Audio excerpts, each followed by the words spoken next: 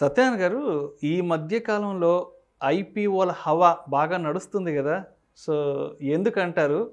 ఈ ఐపీఓలకు సంబంధించి over subscription అంటారు గదా! సో, ఏంటసలు ఐపీఓల ఓవర్ సబ్స్క్రిప్షన్? అండ్ అదేవిధంగా ఒక ఐపీఓకి అప్లై చేసే ముందు రిటైల్ ఇన్వెస్టర్ ఎటువంటి అంశాలను తప్పనిసరిగా పరిగణలోకి తీసుకోవాలంటారు? సో, ఐపీఓలకు సంబంధించిన కంప్లీట్ ప్రొఫైల్ గురించి ప్రేక్షకులకు తెలియజేద్దాం. ఓకే, ఇది చాలా మంచి ప్రశ్న. ఎందుకంటే కొత్తగా దిగే వాళ్ళకి, అంటే కొత్తగా షేర్ మార్కెట్లో వచ్చే వాళ్ళకి చాలా అనుమానాలు ఉంటాయి, అపోహలు ఉంటాయి. ఇంకొకటి ఏంటిది అంటే, ఒకరోజు పెరిగిందంటారు మార్కెట్, ఒకరోజు పడిందంటారు. ఎందుకు పెరిగిందో తెలియదు, ఎందుకు పడిందో తెలియదు. అంటే సబ్జెక్టు మీద, నాలెడ్జ్ మీద ఏం లేదు. అటువంటి వాళ్ళందరూ కూడా ఐపీఓ తోటే స్టార్ట్ కావాలి. అంటే ఈ ఐపీఓ అంటే ఏంటంటే సింపుల్గా ఇనీషియల్ పబ్లిక్ ఆఫర్, అంటే ప్రైమరీ ఇష్యూస్ అంటారు దీన్నే. ఫస్ట్ టైము కంపెనీ వాళ్ళు పబ్లిక్ ఇష్యూ అంటే పబ్లిక్, ప్రజలు, జనాలు, వీళ్ళకి కంపెనీ వాళ్ళు ఒక షేర్ని ఒక ప్రైస్కి ఇస్తాను అని అనౌన్స్ చేయటం. ఎగ్జాంపుల్ ఏంటిది అంటే, ఈ మధ్యకాలంలో ఏదైతే ఐపీఓలు వచ్చినాయో అవన్నీ వాళ్ళ కంపెనీ మేము ఇది చేస్తాం, అది చేస్తాం, మా ప్రొఫైల్ ఇది, మా ప్రొడక్ట్స్ ఇది, మాకు ఇంత నెట్వర్క్ ఉంది, అది ఇది అని చెప్తారు. అయితే మనం అదంతా కూలంకషంగా చదివి ప్రాఫిట్ అండ్ లాస్ బ్యాలెన్స్ షీట్లు చూసుకొని ఎప్పుడు ఓపెన్ అవుతుంది, ఎంతకి ఇస్తున్నాడు, ఫేస్ వాల్యూ ఏముంది, ఇవన్నీ మనం గమనించి మనం ఏం చేయాలి, అప్లై చేయాలి. అయితే చాలామంది నేను ఎన్ని వేసినా అప్లై చేస్తే అలాట్మెంట్ రావట్లేదు, ఈ ఓవర్ సబ్స్క్రిప్షన్ అంటారు. ఏంటిది అంటారు? ఓవర్ సబ్స్క్రిప్షన్ అంటే సబ్స్క్రైబ్ కావటం.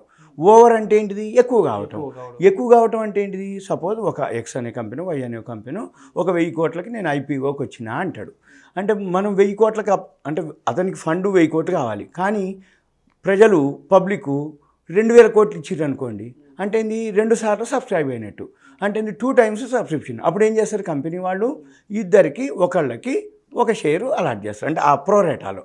దాన్ని ఓవర్ సబ్స్క్రిప్షన్. సపోజ్ ఇప్పుడు టీవీలో పెట్టగానే 100 రెట్లయింది, 50 రెట్లయింది, 30 రెట్లయింది, 70 రెట్లయింది. అంటే అతను 1000 కోట్లు కావాలి అని అడిగితే 70 రెట్లు, అంటే అన్ని పైసలు ఇచ్చినాం మనమే, ప్రజలే సబ్స్క్రైబ్ చేసినాం. వాళ్ళకి కావాల్సిన 1000 కోట్లు అయితే 70,000 కోట్లు, 80,000 కోట్లు అట్లా ఇచ్చినాం. ఇచ్చేటప్పటికి వాళ్ళు ఏం చేయాలి? అందరికి ఇవ్వడానికి వాళ్ళ కాడ షేర్లు లేవు. కాబట్టి వాళ్ళు ఏం చేస్తారు? ఓవర్ సబ్స్క్రిప్షన్ ఏ రేట్ వచ్చిందో దాన్ని ర్యాండమ్గా 70 మంది, అంటే సపోజ్ 1000కి 10 రెట్లు అయింది అనుకోండి, 10 మంది అంటే 10 మందికి ఒకళ్ళకి అలాట్ చేస్తారు. ర్యాండమ్గా సిస్టమే చేస్తుంది ఇదంతా. అది లక్ అనమాట. అందుకని నేను ఏం చెప్తానంటే, ఏదైతే మంచి కంపెనీలు ఉన్నాయో, ఎంత మంచిగా ఉన్నా కానీ, మన ఇంట్లో 4 ఉన్నాం, 4 డిమాట్ అకౌంట్లు ఓపెన్ చేసుకోండి, 4 మినిమంలో అప్లై చేయండి. ఫస్ట్ 2 లక్షలు పెట్టి మ్యాక్సిమం అప్లై చేయొద్దు. 2 లక్షలు పెట్టి అప్లై చేసిను అలాట్మెంట్ వచ్చే క్వశ్చన్ లేదు. ఎందుకంటే ఆ ర్యాండమ్లో ఓవర్ సబ్స్క్రిప్షన్ బాగా అయినప్పుడు 2 లక్షలు పెట్టినా నాకేం ఇవ్వాలని లేదు.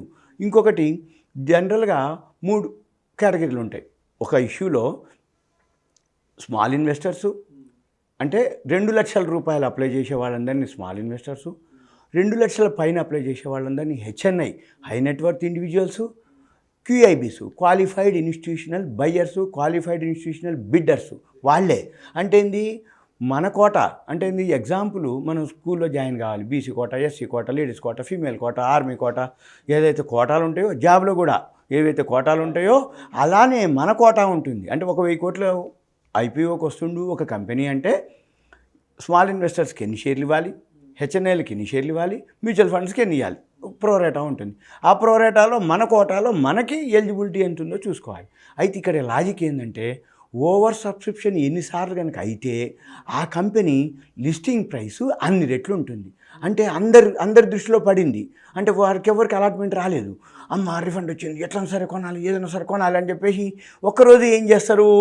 అది వాల్యూస్ ఉన్నా లేకున్నా లిస్టింగ్ రోజే అబ్బా డబుల్ అయిపోయింది, నాకు అనవసరంగా మిస్ అయిపోయింది అని అందరూ కొనుక్కోవటం జరుగుతుంది. ఎవరైతే అలాట్మెంట్ రాని వాళ్ళు, అది తర్వాత పడిపోవటం మొదలు పెడుతుంది. అరే నేను కొన్నా మంచి కంపెనీ, పడిపోయింది అంటారు. అయితే ఇదొక పద్ధతి. ఇక రెండో పద్ధతి ఏంటంటే, అసలు సబ్స్క్రిప్షనే ఉండదు. అంటే ఏంది? కంపెనీ పర్ఫార్మెన్స్ లేకపోతే సబ్స్క్రైబ్ రాదు.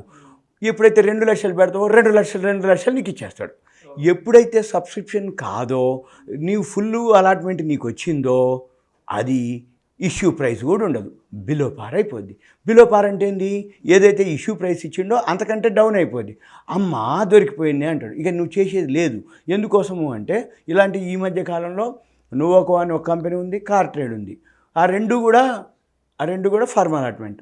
అయితే జనరల్గా ఏంటంటే ఒక ఉదాహరణ ఏంటిది అంటే ఎక్కడైనా ఫంక్షన్ కానీ ఎక్కడైనా పోగానే లాస్ట్ వచ్చేటప్పటికి జనం ఎక్కువైపోయింది అనుకోండి, ఉన్న పెరుగు సరిపోకపోతే ఏం చేస్తారు, అరే పోయిరా బకెట్లో నీళ్ళు అంటారు, పోసేస్తారు. అంటే మంది ఎక్కువైతే మజ్జిగ పలచన ఎలా అయిద్దో ఓవర్ సబ్స్క్రిప్షన్ కనుక అయిపోతే అది కూడా అలానే ఉంటుంది. అయితే ఒక్కసారి అయింది, సబ్స్క్రిప్షన్ అయింది, అందరికీ ఇచ్చేస్తాడు, కానీ రేట్ రాదు.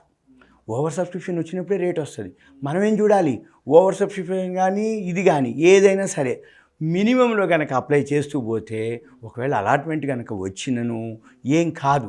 ఒకవేళ 10 కంపెనీల్లో 1-2 ఏవో పోయినను మిగిలిన కంపెనీలు ఏదో ఒక్కటి వెలుగులోకి వచ్చినా అన్ని పైసలు కవర్ చేస్తుంది. అవి ఉంచుకోవాలి. కొంచెం కనుక లాస్ వచ్చినా ఎగ్జిట్ అవ్వాలి. ఎందుకోసం అంటే సెబీ ఫైల్ చేసేటప్పుడే, కంపెనీ ప్రాస్పెక్టస్ ప్రొఫైల్ చేసేటప్పుడే నా కంపెనీ లాస్లో ఉంది, నా కంపెనీ బ్రేక్ ఈవెన్ రావడానికి టైం పడుతుంది, అవన్నీ ఇస్తుంది. మన పని ఏంటిది, ఒక్కటే బండ గుర్తు, కంపెనీ ఏమీ కూడా దాచిపెట్టదు. ట్రాన్స్పరెన్సీ అంటే నేను ఇది అని చెప్తుంది.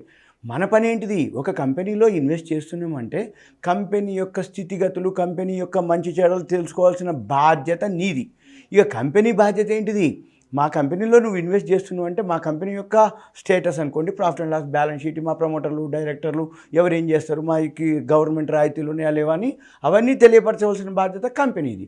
అయితే మనం ఎక్కడ మిస్ మ్యాచ్ అవుతున్నాము అంటే చాలామంది ఎందుకు లూజ్ అవుతుర్రు, ఎందుకు లాస్ అవుతుర్రు అంటే ఏమీ తెలియకుండా ఐపీఓ అప్లై చేయాలి, ఐపీఓ వచ్చేస్తుంది, వస్తే లక్కు లాటరీ టికెట్ అనుకుంటారు. కాదు, ఐపీఓలు కూడా లాటరీ టికెట్లు ఏం కాదు. ఎందుకంటే ఈ ఫ్లోలో అంటే ఇప్పుడు మార్కెట్ బాగా ఉన్న టైంలో ఐపీఓలు ఏమవుతుంది, మంచి కంపెనీలు చెడ్డ కంపెనీలు అన్నీ వచ్చేస్తున్నాయి. ఎప్పుడైతే మంచి కంపెనీలకో ఆదరణ ఎక్కువ ఉంటుంది, చెడ్డ కంపెనీలకు కూడా ఈ సీజన్లో వచ్చేస్తుంది. ఉదాహరణకి ఆషాఢ మాసం, శ్రావణ మాసంలో ఆఫర్లు విపరీతంగా ఉంటాయి. బట్టలు అంటే తక్కువలో ఇస్తామని అంటారు.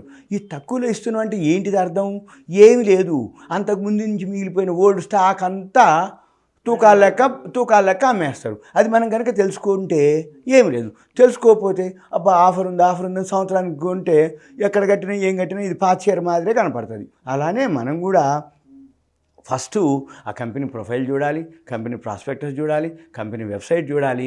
అది ఏం జరుగుతుందో ఏమవుతుందో అని కనుక తెలిస్తే ఐపీఓ స్టార్ట్.